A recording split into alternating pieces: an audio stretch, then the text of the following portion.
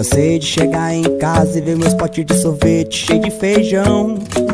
Já fui confundido por usar as roupas velhas que é do meu irmão. Quarto, cozinha